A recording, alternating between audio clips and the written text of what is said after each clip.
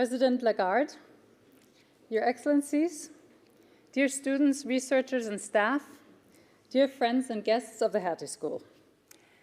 It is a great honor to welcome you here at the Hertie School in our Spotlight event, which is part of the Pariser Platz Dialogue series aiming at furthering Franco-German cooperation in Europe. The event series was initiated by the late Hendrik Enderlein, our former president, who worked at the European Central Bank about 24 years ago.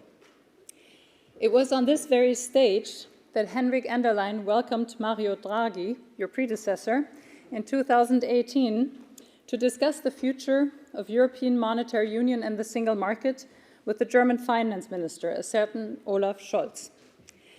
Tomorrow we will commemorate the 4th year of Hendrik's passing, so allow me to open with these words in his memory, because I know that he would have been thrilled to welcome you here in person.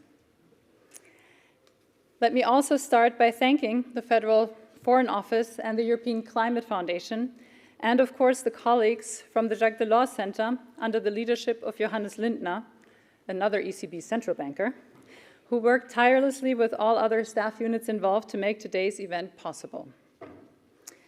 This afternoon, we want to talk about the growing global fragmentation we are witnessing every morning when we open the newspapers. It is deeply concerning to wonder if the multilateral architecture the US helped to build for 8 decades might survive the coming years. Who can say with certainty whether the US government intends to tear it down, leave us the keys to it out of disinterest, or change course and step back on their disengagement? In these turbulent times, we're experiencing an odd mix of varying feelings, from utter dismay to anger and the energy of hope. As Europeans, we cannot just stand aside in awe and wait for others to lead the way. We need to define our own answers and decide how we will defend multilateralism, how Europe can offer a beacon of stability to those who understand the value of cooperation across borders for our common good. Moreover, our societies cannot prosper if independence from governments is put into question for many key institutions. Indeed, the need for autonomy is shared by central banks and universities, which some would like to see as the mouthpieces of the executive, a power move which only proves that we both have something extremely valuable that we produce. It may thus come without surprise that the current US administration attempts to interfere with both the Federal Reserve and its most prestigious universities. These turbulent times are the chance for European moment, and I'm extremely grateful that we have the privilege to discuss it with an exceptional guest, a guest who will play a major role in formulating our European answers. Dear Christine Lagarde, it is an honor to host you here as the President of the European Central Bank. But I would like to present you also as one of our most experienced, cool-headed crisis managers, probably the most cool-headed crisis manager of our times. You entered into public office after an impressive career in the private sector to become Minister of the Economy in France from 2007 to 2011, with barely a year to learn the ropes before coordinating the response to the 2008 global financial crisis. You became Managing Director of the International Monetary Fund from 2011 to 2019 in the midst of the European debt crisis. And you have been the ECB President since November 2019, more or less immediately confronted with the global pandemic, the Russian invasion of Ukraine, an energy crisis, soaring inflation, and now a major trade conflict. This is just a flavor of the crises you managed in public office, but I'm certain that being the chairperson of the international law firm Baker & McKenzie, which you became at only 43 years as a foreigner and as a woman, also held a share of challenges. I will not bore the audience with a list of offices you held as the first woman ever, and it's pretty safe to assume that that actually counts for all of the offices you held. Nor do I want to underline that you managed to commute or live between Chicago and Paris and Washington and Frankfurt. However, I do want to say that you're a role model to women and young leaders in many countries across the globe. You're also the only person I know that can stand in the eye of the storm of an economic crisis and explain it gracefully on US television in late-night shows. So yes, if anyone is warning of the next crisis, I will simply respond, bring in Christine Lagarde. For my part, I'm happy to take a blindfold and be guided by you. So I feel somewhat calm, but I do believe this might be the most serious storm Europe has yet to face. But one of the most promising parts of our European project is our common currency, of which you and the governing board of the ECB are the guardians. Ms. Lagarde, you are without a doubt among the people most well informed about the intricacies of the European economy and the possibilities to address many of the challenges ahead. It is a great privilege to have you here with us today to hear directly from you. Ladies and gentlemen, please welcome the President of the European Central Bank, Christine Lagarde.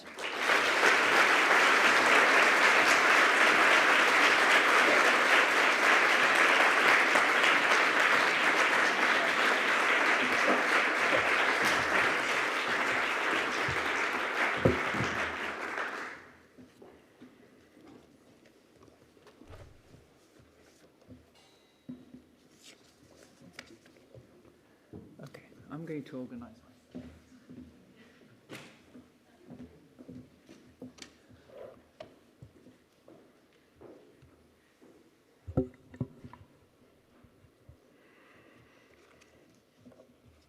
Madame la Présidente, dear Cornelia, Mesdames et Messieurs les ambassadeurs, Mesdames et Messieurs les professeurs, cher Johannes, and everybody else for that matter, thank you so much for joining this lecture, which will take all of you, I hope, through the arcane of what it takes to become an international currency.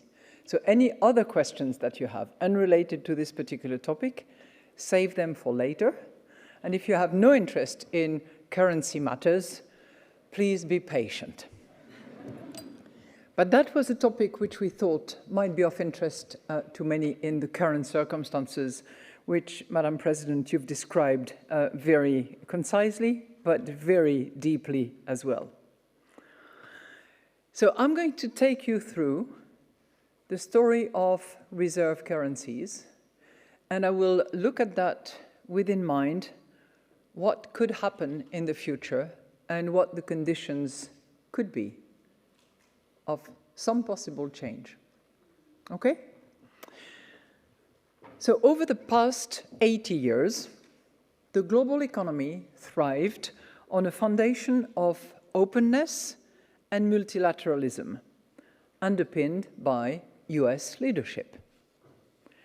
By championing a rules-based international system and anchoring the dollar as the world's reserve currency, the United States set the stage to flourish, for trade to flourish, and for finance to expand. The global order proved extremely beneficial for Europe, whose founding liberal principles aligned seamlessly with it. But today, as you hinted, this is fracturing.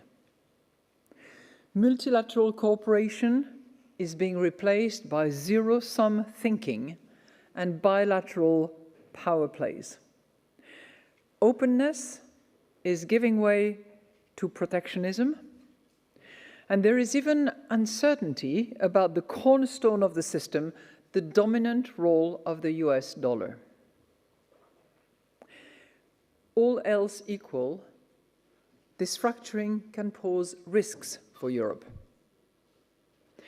Our economy is deeply integrated into the global trading system, with exports accounting for close to 1/5 of our value added, and it supports 30 million jobs in Europe.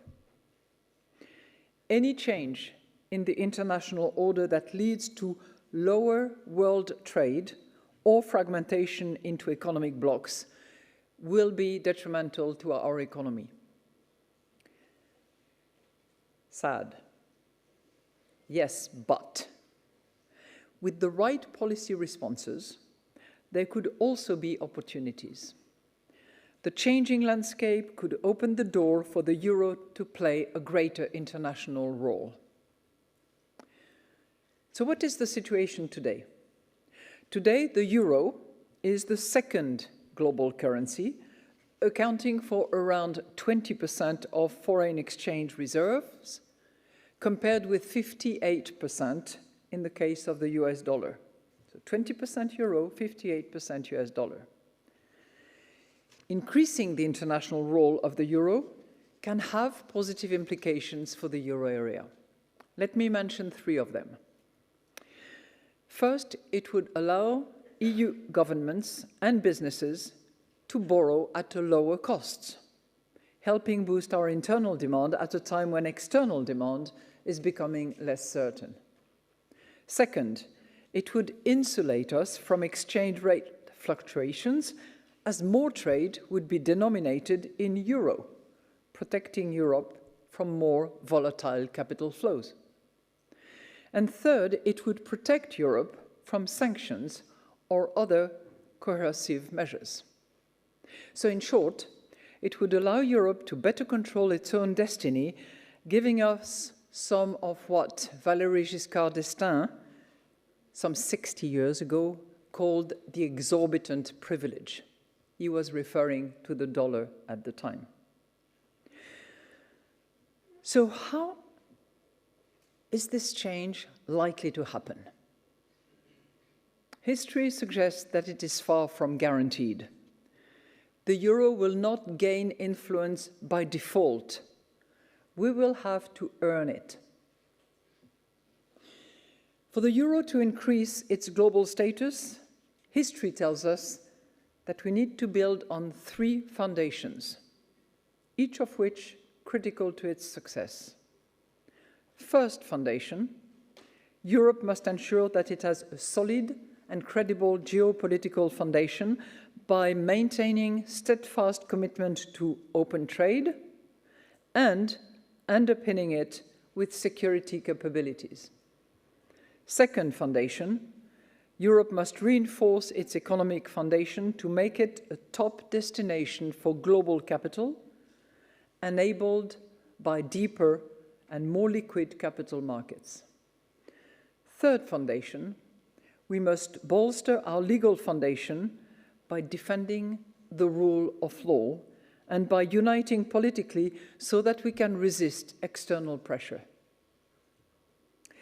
So before I explore each of those three foundations that I have described, I would like to take us back into a little bit of recent history and what that history can teach us. Shifts in the global currency landscape are not unprecedented in monetary history.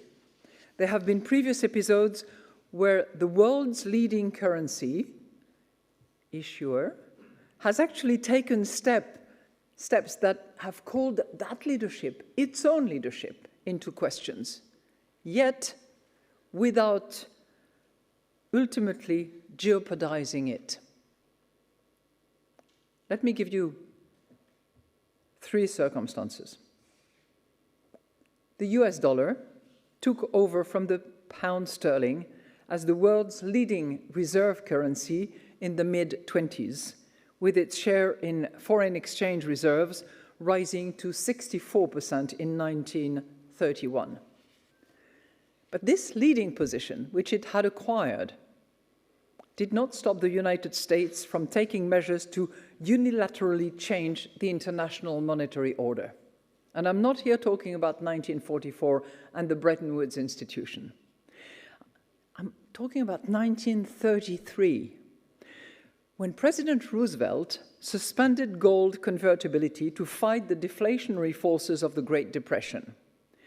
He dismissed European demands for fixed exchange rates with the argument that, and I quote him, "the sound internal economic system of a nation is a greater factor in its well-being than the price of its currency." Move forward, 1970s, early 70s, President Nixon ended the Bretton Woods system by unilaterally suspending dollar convertibility to gold and imposing a 10% import tariff. Faced with growing imbalances between US current account deficits and the surpluses of Western Europe and Japan, Treasury Secretary John Cornelia, remember, famous for saying, "The dollar is our currency, but it's your problem," declared also, and I quote him, "No longer can considerations of friendship or need or capacity justify the United States carrying so heavy a share of the common burdens." On both occasions, 1933, 1970s, there was a decline in the standing of the US dollar as a foreign reserve currency. In the 30s, it fell from, remember, 64 in 31 to around 20% of global foreign exchange reserves in a matter of a few years. In the 70s, it fell from about 70% to 50% 2 decades later.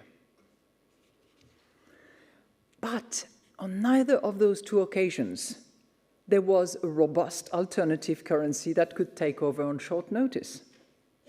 In the 30s, the pound sterling was already declining, while in the 70s, the Deutschmark and the yen were backed by markets that were too small.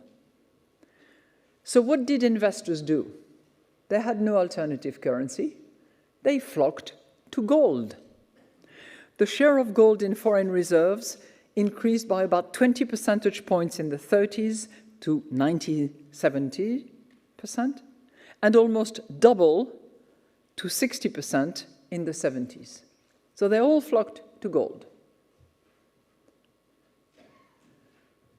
Today, I think there is a key difference compared with previous eras. With the euro as the world's second largest currency, there is another international currency alongside the dollar. Well, yes, but some of you have looked at the price of gold and have seen movements. So we have not yet convinced investors. Work to do. Over the recent years, the dollar's share in global foreign exchange reserves has indeed fallen, with its current level of 58% being the lowest since 1994. In parallel, central banks have been accumulating gold at a record pace, almost matching the levels seen during the Bretton Woods era. The share of gold in global foreign reserves has reached around 20%, which is almost on a par with the euro, a little over. So let's now go back to those three foundations that I have mentioned earlier. Three foundations indispensable for a currency to reach that global status of international reserve currency. And in each of the three cases, geopolitical, economic, legal, we will see that Europe has many of the key ingredients for success, but they need to be brought together in order to reinforce the foundations. So action is in order. Let me start with the first one, the geopolitical foundation. The starting point is indeed a credible geopolitical foundation which rests on both a country's role in global trade, but also on the strength of its military alliances. A currency's exposure to trade is especially important as it provides the initial pathway to wider international use. In the mid-20s, for instance, the dollar overtook the pound sterling as the leading form of trade credit before it became the leading reserve currency. Once a currency captures a larger share of trade invoicing, its role in international banking and finance, and ultimately as a reserve asset, becomes self-reinforcing. Higher demand for the currency enhances its role as a store of value and further encourages investors to hold it. So as a major actor in global trade, Europe already has a key ingredient of a strong geopolitical foundation, creating the potential for a virtuous circle of euro internationalization to unfold. Why is that? Well, you know it all. the EU has the largest network of trade agreements in the world. Europe is the #1 trading partner for 72 countries out of about 199, which together, those 72 countries with which we are the first trading partners, represent almost 40% of global GDP. And this status is reflected in the share of the euro as an invoicing currency, which stands at around 40%, more than double its share as a reserve currency. So 20% of the reserves, 40% of the invoicing. Europe can press home this advantage by continuing to forge new trade agreements, and we should make clear that we support a win-win approach to trade, ensuring that we are the most attractive partner to make deals with. We can do deals too. Sorry. The ECB can also help make the euro more attractive for euro-denominated trade. We are working currently, and the work will be completed shortly, on a potential digital euro, and we are pursuing initiatives to enhance cross-border payments in euro, which could potentially facilitate international cross-border transactions in the future. And we know that we have to move fast. We also extend swap lines and repo lines to key partners, and by doing that, we safeguard against euro liquidity shortages abroad, disrupting the smooth transmission of our monetary policy, which in turn encourages those partners to transact more in euro. But there is a limit to how much a currency can grow simply by virtue of being open to trade. In fact, the euro's share of global export invoicing is already today as large as that of the US dollar. But we are not closing the gap in reserve currency status. And this is probably because investors, and especially official investors, also seek geopolitical assurance in another form. They invest in the assets of regions that are reliable security partners and can honor alliances with hard power. So a credible geopolitical foundation must also rest on robust military partnerships. This dual strength, trade and security, is essentially what we can learn from the US dollar's dominance. It is not just a product of economic fundamentals, but it is also powerfully reinforced by US security guarantees. These guarantees not only deepen trade ties, but have been shown to boost a currency's share in foreign reserves by up to 30 percentage points. There is great literature in that respect. But what are we seeing now? We are seeing a major shift in Europe towards rebuilding our hard power, with important initiatives underway at the national, including in Germany, and at the EU levels. And we should be clear that following through with this effort is a precondition for the euro to become more widely used. That's quickly brushed the geopolitical foundation. Let's look now at the economic foundation. To satisfy the demand for an international currency, investors need appropriate assets to invest in.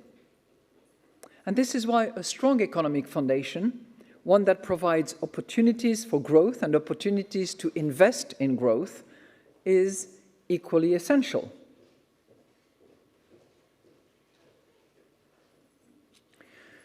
There is a virtuous circle between growth, capital markets, and international currency usage. Growth generates robust rates of return, which makes investors want to hold assets in a particular currency. And capital markets provide investment opportunities and channel funds back into growth. Virtuous circle.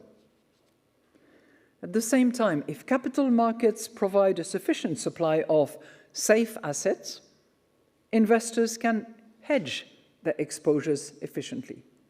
When a shock hits, and riskier investments lose value, safer assets rise in value, and that provides a complete ecosystem for investment in the currency. The US dollar's rise to dominance in the interwar period was certainly driven by this virtuous circle. The development of US capital markets boosted growth, with each 1 percentage point increase in market cap yielding 0.5 percentage point more growth, while simultaneously establishing the foundation for dollar dominance. The depth and liquidity of the US Treasury market, in turn, provided an efficient hedge for investors. So far.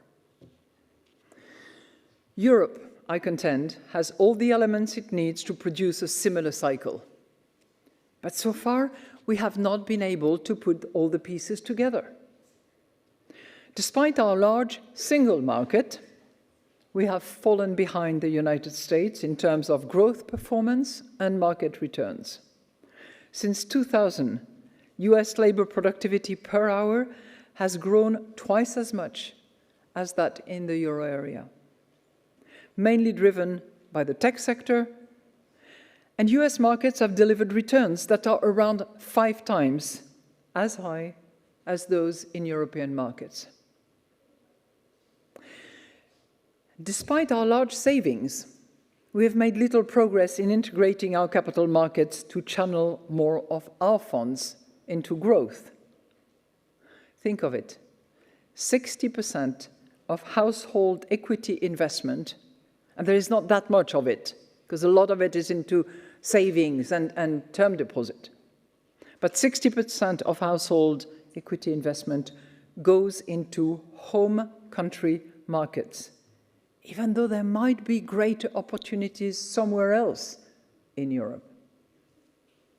And despite our strong aggregate fiscal position, our debt to GDP, I'll remind you, is only 89%, well, I shouldn't say OT, is 89% to GDP, but it compares with 124% for the United States. So we provide, despite these circumstances, relatively few safe assets. Currently, the supply of sovereign bonds with AA or higher credit ratings amounts to just 37% of GDP in the EU, compared with 89% of GDP in the United States. So the conclusion for Europe is clear. If we truly want to see the global status of the euro grow, we must first reform our domestic economy. That means moving towards, with the priorities identified in recent reports, completing the single market, enabling startups, reducing regulation, and building the saving and investment union, which includes the capital market. And it also means avoiding a piecemeal approach where we make progress where it is easy, but we hesitate where it is hard. Or else, we will never kickstart the positive virtuous circle that I described earlier. And I think that in the current economic circumstances and geopolitical landscape, the case for acting in a European way has never been stronger. Now, of course, each individual country needs to make sure that its national policies support growth. But we also need to be mindful of self-defeating implementation, where we shoot ourselves in the foot. For example, we all agree that Europe needs to build up its strategic industries to avoid excessive dependencies, as Enrico Letta and Mario Draghi emphasized in their recent reports. But we will not succeed if each and every individual member state defines and goes with its own industrial policy. We will not have the scale. Nowadays, there are also more policy goals that qualify as European public goods. We talked about the military strength and the security earlier on. Well, strengthening European defense, I contend, is a public good. But due to the free rider problem, defense is a good that is likely to be undersupplied. In addition, joining forces to procure equipment and develop new technologies, leading to economies of scale and more interoperability, will result in greater operational effectiveness than if each and every of the 27 member states go it alone. Economic logic tells us that public goods need to be jointly financed, and this joint financing could provide the basis for Europe to gradually increase its supply of safe assets. That's an even larger virtuous circle. Let me now move to my third foundation, the legal one. Geopolitical strength and faster growth can go a long way towards strengthening the euro's international role. But maintaining demand for the currency will also depend on our ability to uphold a robust legal and institutional foundation. Ultimately, currencies achieve and maintain their reserve status if the institutions and the policies backing them consistently safeguard investors' confidence in their longer-term value. For example, historically, the US dollar preeminence has rested on the strength and stability of US fiscal and monetary institutions. The Federal Reserve System's credible commitment to controlling inflation, combined with the unparalleled liquidity of the US Treasury market, created a perception of minimal sovereign risk. This made the dollar a safe haven during global economic turbulences and recessions. Since 1970, there have been 34 instances, 34, of simultaneous sovereign debt and financial crisis globally. I did not work on every 34, only a few. But you know what? The US has always remained immune.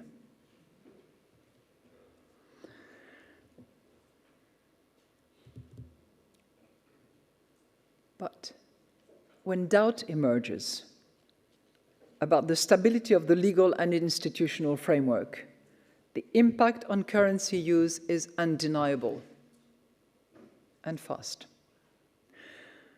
These doubts have materialized in the form of highly unusual cross-asset correlations since April 2nd this year, with the US dollar and the US Treasuries experiencing sell-offs even as equities fail. Very unusual movement. The same doubts are also mentioned by investors who are turning to gold. 2/5 say they are doing so as a hedge against rising geopolitical risk. Given this context, the EU has a legitimate reason to turn its commitment to predictable policymaking and the rule of law into a comparative advantage. This commitment is baked into how the EU works. The positive side of our often slow and complicated decision-making processes, yes, is that checks and balances are always respected. We have also enshrined into law the independence of our key institutions, like the ECB, in ways that are hard for politicians to threaten. But relying on the fact that our bureaucratic systems are hard to change is not enough. In the current geopolitical environment, we are facing increasing external pressures to take action that jeopardize the rule of law. And we will only be able to resist these pressures if we are more politically united and able to speak with a single voice. As we potentially enter a renewed era of great power rivalry, with countries being asked to take side, we are likely to find ourselves under pressure to make decisions that are not necessarily in our own interest.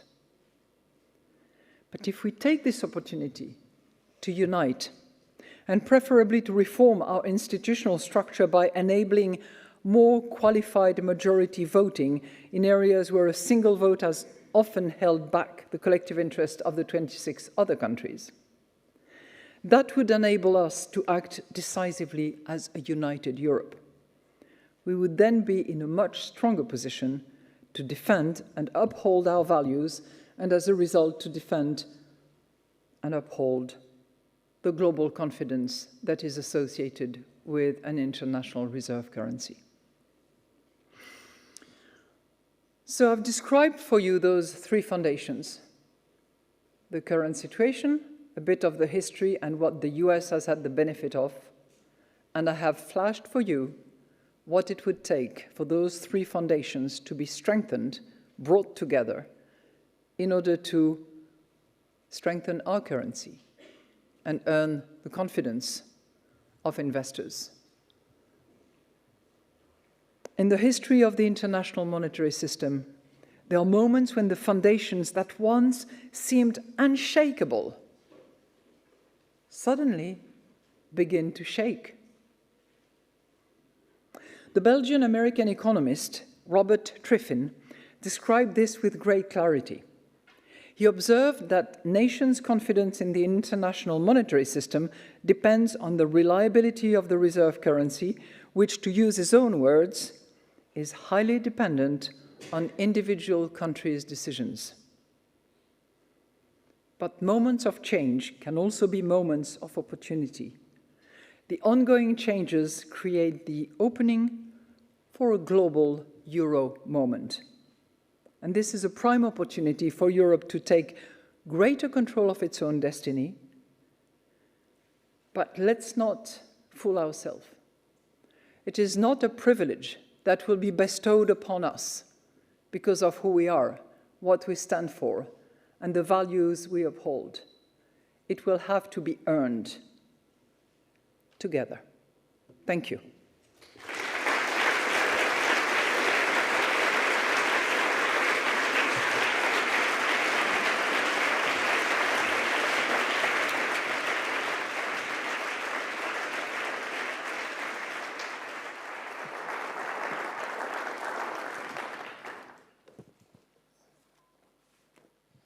Thank you very much. This was a very sharp analysis and a great lecture, which I think was particularly apt for the Hertie School, a lecture on international political economy, but also politically at a very right time here in Berlin with a new government just having taken office. You've described what I took from you, two important points. One is we may have the opportunity to take some of the exorbitant privilege that the dollar has at the moment, but this will not come naturally or automatically, but we have to, as you say, earn it, advancing on three foundations. And if you allow me, I would like to drill down briefly in our talk, and then I open up to the audience on these three foundations. And I would start with the one that is maybe closest to what the European Union has tried the most over the last 50 years, and that's really the economic foundation. This has been an economic project, first and foremost.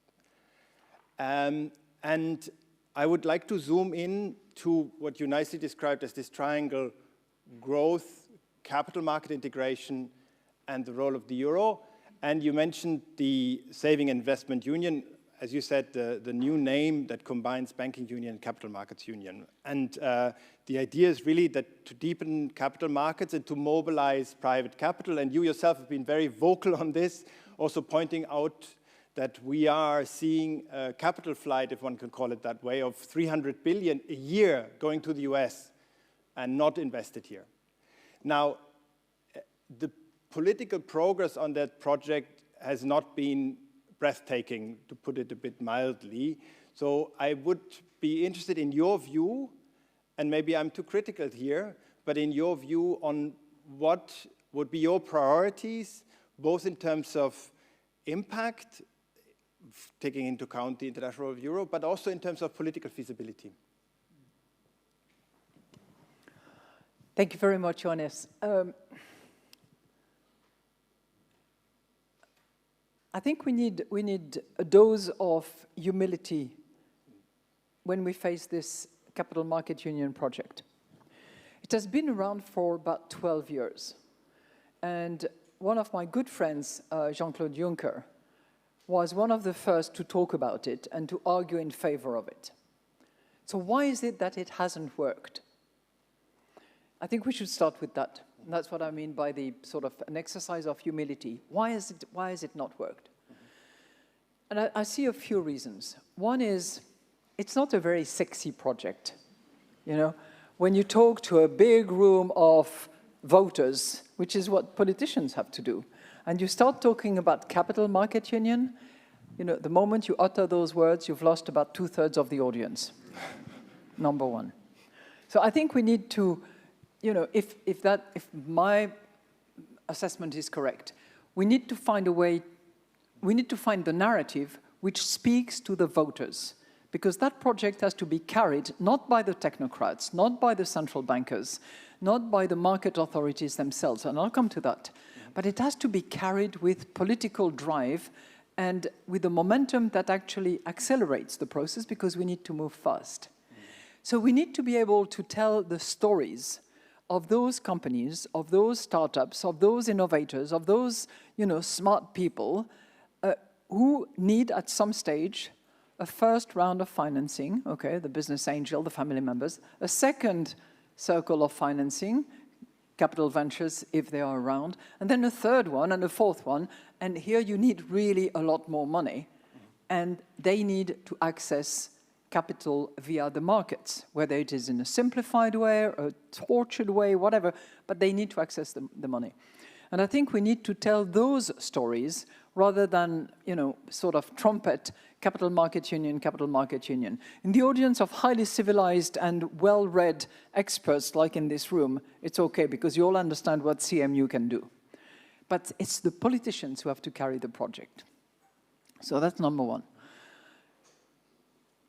And speaking of those politicians, by the way, I really think that now, except for a couple of countries which have vested interests, most of the political leaders at the European Council, for instance, are convinced that this has to happen because they see how much saving we have.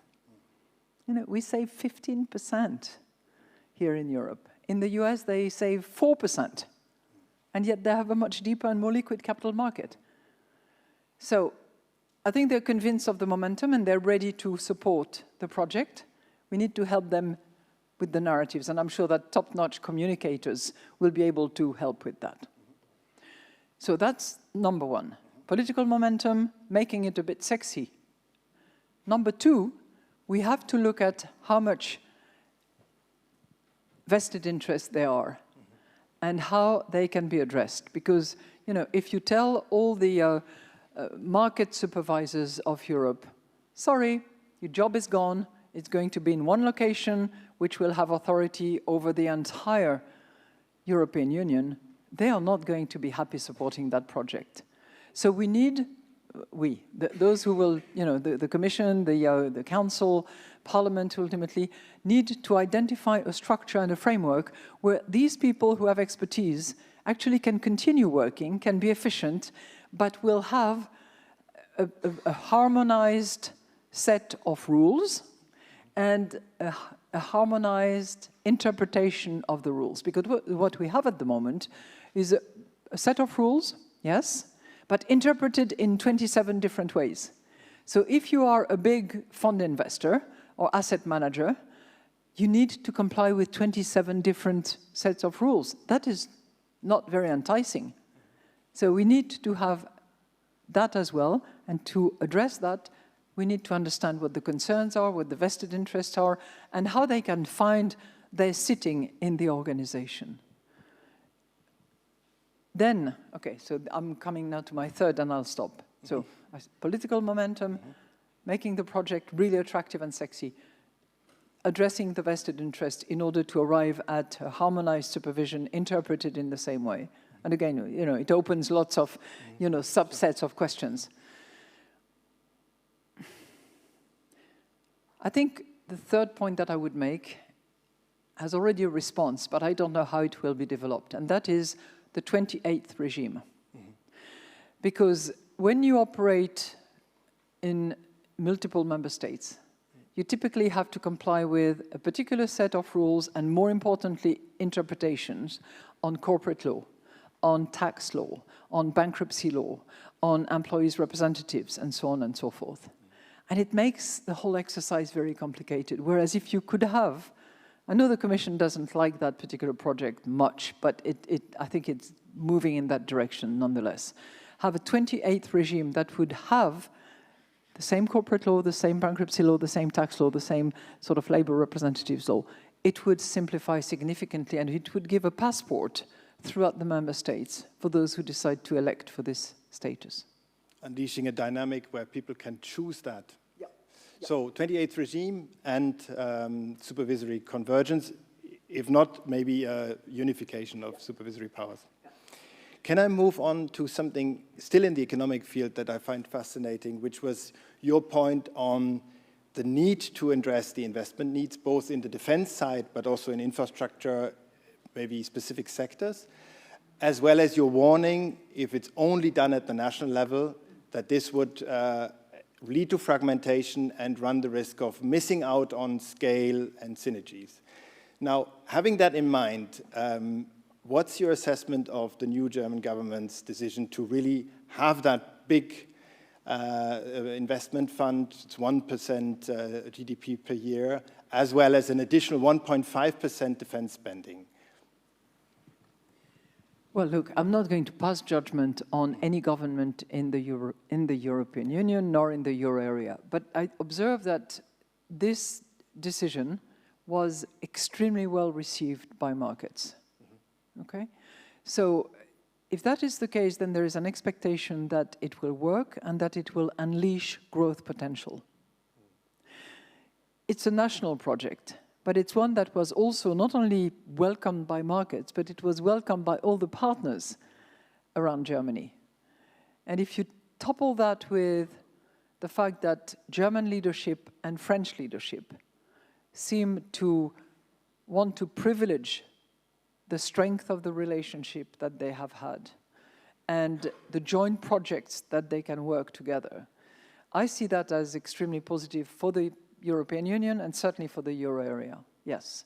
But it doesn't undermine my other point, which is that it cannot be only a series of national projects.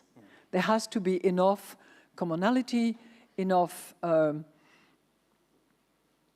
coordination and strategic development selected together. Because otherwise we will end up with X design of tanks, drones, infrastructure that will not properly coordinate, for instance, in the energy grid, and you know, as was the case in railroad enlargement. So I understand you would favor, in addition to the national strategy, in addition to the coordination, also maybe a reform of the EU budget that would focus much more on this public goods aspect that you've identified? You're pushing the envelope a bit now. Okay. No, but I do have in my speech the reference to the fact that when there is an undeniable common good, economics would suggest that this common good be financed jointly by those who will ultimately benefit from the common good. And it's pretty obvious that defense comes as a priority. Can I move on to the very interesting point you made on geopolitical foundations? And I was wondering whether there isn't a bit of a tension. You say on the one hand, Europe should really enforce its role in terms of defending open trade, have new trading partners, have even new trade agreements, maybe trade agreements that then also are denominated in euro. And at the same time, there's also, in a fragmented world, the need to stand up for your interest and to have strategic autonomy, to take sides, to maybe have defensive trade instruments. Do you see a tension there, or does that go hand in hand? You know, developments, growth, selection of priorities always create tensions. Mm-hmm. And yes, there are tensions. You know, we need to improve our competitiveness. At the same time, we need to fight against climate change. Mm-hmm. Are they mutually exclusive? Are they consistent with each other? In the short term, in the long term, you have different responses. And I think it's going to be the tribute of the politicians to actually manage to find that thin line that will first, protect the national interest by avoiding negative externalities, excessive dependence, as we have seen in the last 5 years, but also defending these key values that have served us well and which are, a clear indication of who we are, which is, this democratic environment, the rule of law, the respect of it, and the open trade with partners with whom we have trade agreements. And in those I think actually the thin line can actually go through those trade agreements, which if comprehensive enough and including not only movement of goods, but also provisions regarding the protection against climate change and the protection of the environment, also the protection of labor rights and so on and so forth, as we have, for instance, with Canada. Although the tendency at the moment is to be rather critical towards some of these aspects that are seen as too complicated, making the ratification for these agreements sometimes a bit more difficult, no? I think, the situation is changing.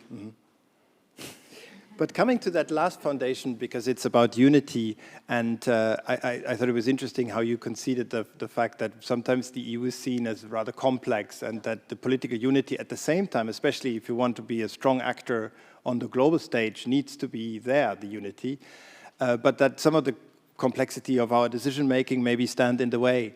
Now, you mentioned qualified majority voting. Of course, we know treaty change is difficult to achieve. Now, in the past, and you've experienced that very much yourself, you were at the forefront, the cooperation between France and Germany, you mentioned it briefly just now, the leadership that provided wasn't a way of bringing kind of unity or at least leadership to the Union. How do you, as of recently, there have been maybe less leadership provided by France and Germany, but how are you seeing that new impetus, that sort of self-proclaimed reset, maybe even renaissance that the new German government wants to achieve? Well, it's, if that materializes, which we all hope, it will be a blessing. I go back to the COVID era, where the good and solid relationship between Chancellor Merkel and President Macron helped the European Union to navigate the COVID crisis by putting in place something that was unheard of. The Recovery and Resilience Fund, 650 billion euros, which is being allocated to countries in a non-linear way or non-capital keys related way, was an incredible response that nobody would have thought of. Move back in the past, 2 years before COVID, if anybody had said, we will borrow jointly, some of it will be grant, some of it will be loans, and it will be shared equally, but it will be distributed unevenly, everybody would have said, you are dreaming. And yet, 2 years later, first by agreement between these two leaders, and then by agreement with all leaders included, it happened. And it was joint borrowing. Now, everybody said, oh, it's ad hoc, it will not happen again. Well, there's so many things that were never going to happen, and yet happened. Very good. I would like to open up, because I know there are a lot of people that wanted to ask questions. I will give priority to students, because this is a university, and I want to encourage many of you to not to be shy and to have the unique opportunity to ask President Lagarde a question. Now, please get up and say your name. Exactly.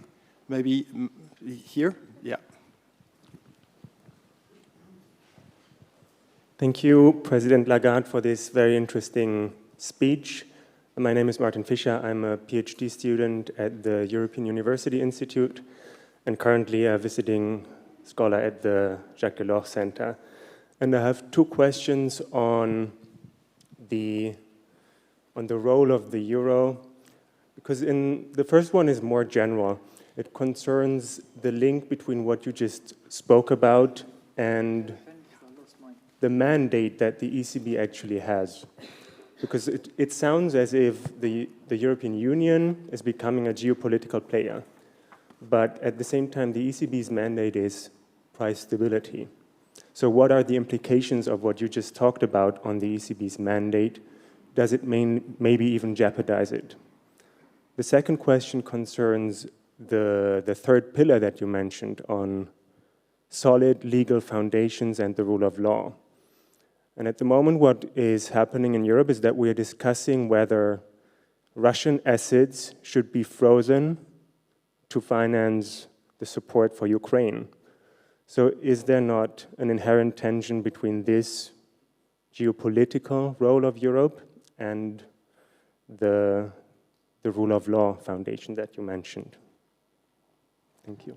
Let me just collect maybe a couple of more questions. Just at the back, just a bit of more variation there.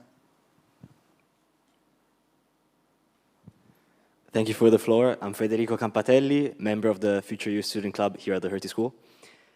President Lagarde, the uncertainty that you've mentioned around US government policies and the shaking foundations of the global order make markets increasingly seek European safe assets, perhaps even over US government bonds. And you've also mentioned the necessity to fund common goods at the European level. I'm wondering, are these strong enough incentives for common issuance at the EU level? And to what extent is establishing a European safe asset a key factor for enabling deeper capital markets integration? Thank you. First, here, the lady with the black hair, please.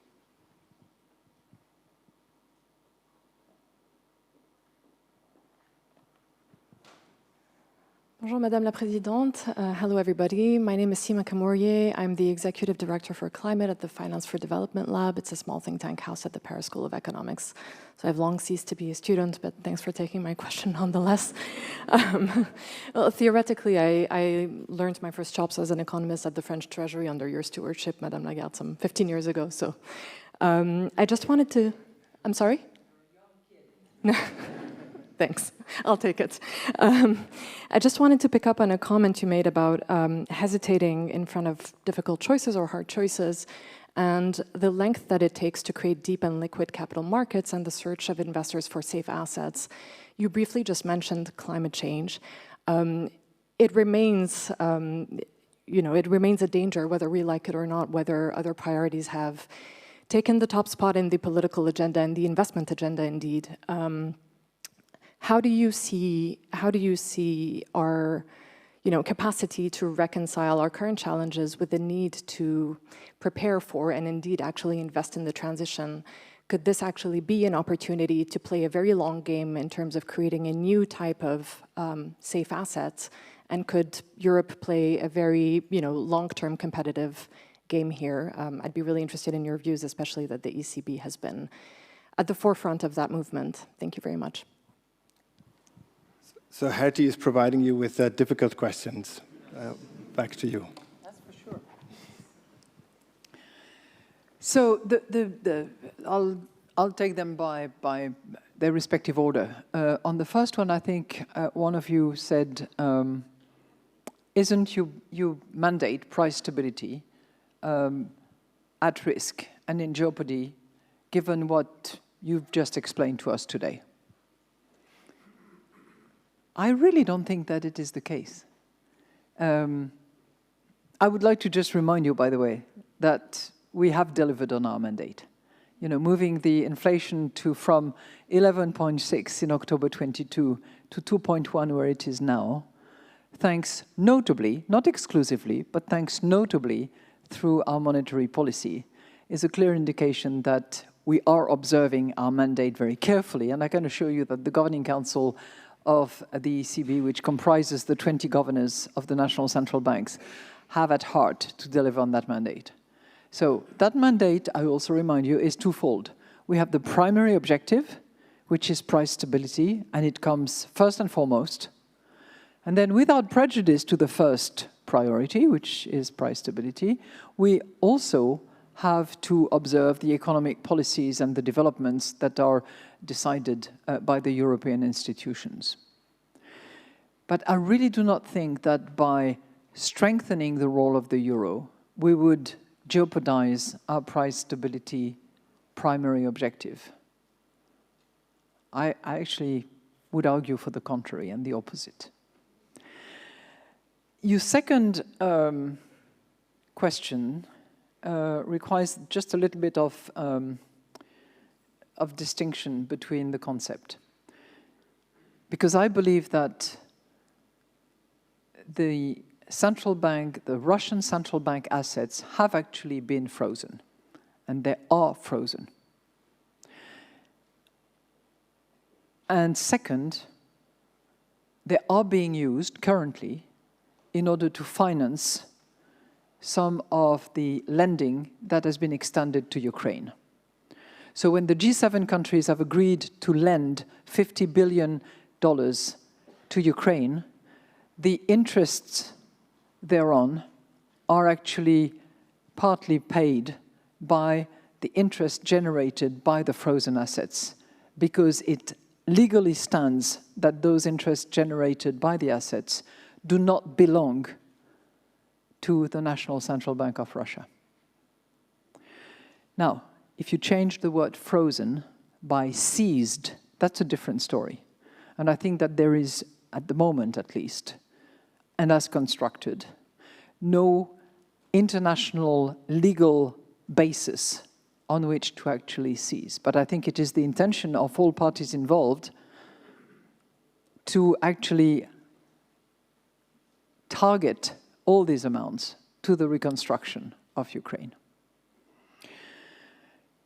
So on the second question had to do with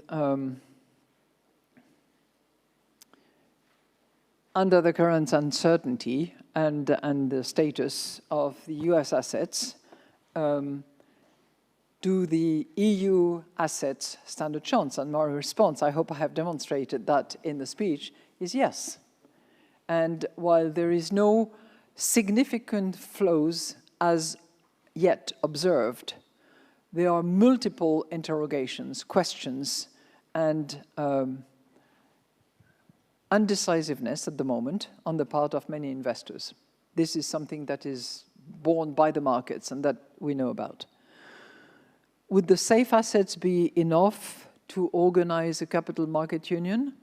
Well, to have a liquid and deep capital market union, safe assets, I've also mentioned that very clearly in my speech, are needed. And, it feeds that virtuous circle that I have described earlier on. So I think to that question, the answer is decisively yes. Liquid and deep, and yet with climate change. So how do we combine that? I think we can. I think we can, if only for the reason that investment in climate-friendly projects are long-term investments.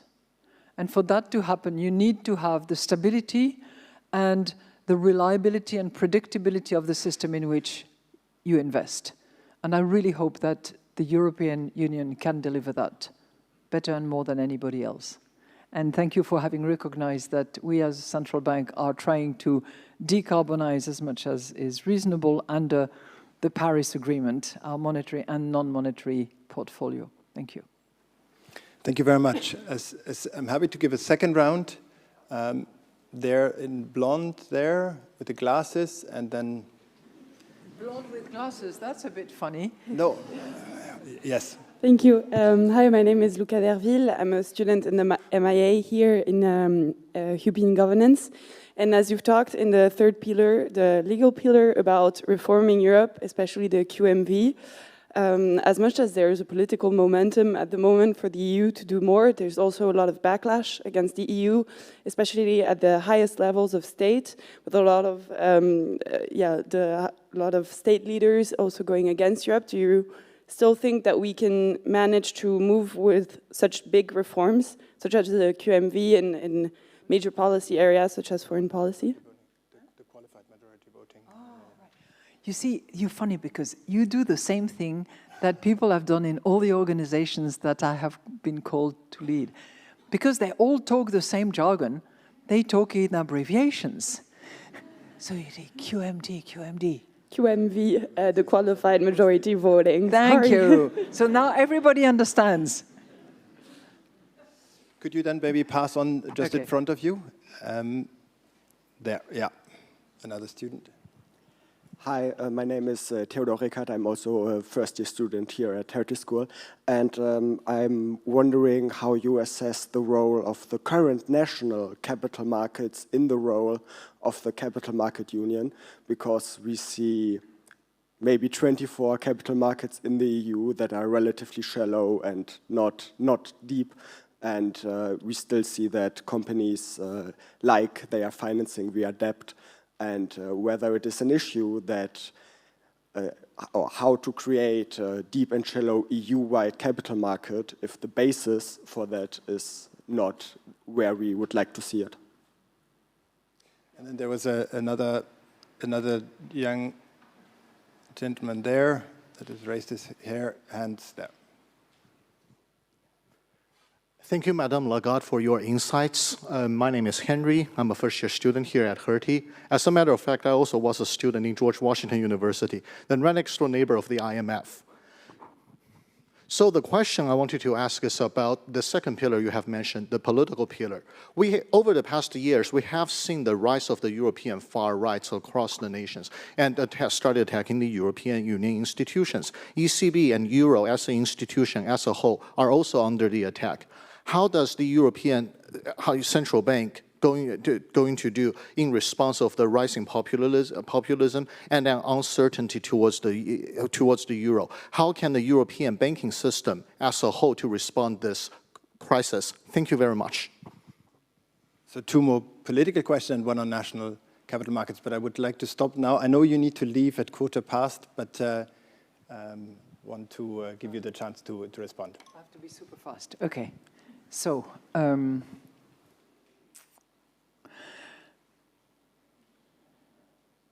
national CMU in the scope of the Capital Market Union. I think you raise a really interesting question because, and it comes back to the first discussion that we had, because each of those national capital market will have to find a setting in the Capital Market Union when it is developed. So that begs the question of what is most important. And I would say that the trading and post-trading operations are really important, but what in my view comes to mind as well is the rule of law, the rule book, which has to be harmonized and of which the interpretation has to be totally consistent.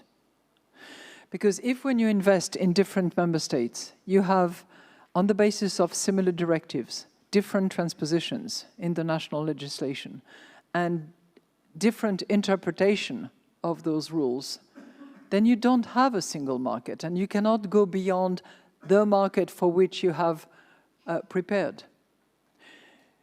But how you integrate them and have them respect the supervision mechanisms, the interpretation of the supervisory rules in a consistent way, I would contend that what was put in place for banking supervision with the SSM, and yet the national supervisors who continue to have competences up to a certain level within certain extents and participating in the SSM as part and parcel of it through the supervisory board is one example. There might be better solutions, but this is one that has been tested and that has been in place for 11 years now, and it seems to work. So I think that we should not have as a pretext for not moving the existence of the national capital markets. We need to go beyond that. So I didn't want to skip your QMV question. But thank you for reminding me that abbreviations can sometimes obscure the debate. We need to stay away from that. Absolutely, that's what I always told my teams at Bercy, at the IMF, at the central bank. consider me as a stupid idiot who doesn't know anything of what you're talking about and explain. Because otherwise, you keep others out in the darkness. So qualified majority. I have heard now several leaders, and not the least ones, argue that wherever there is a possibility to decide with qualified majority, they will go for it.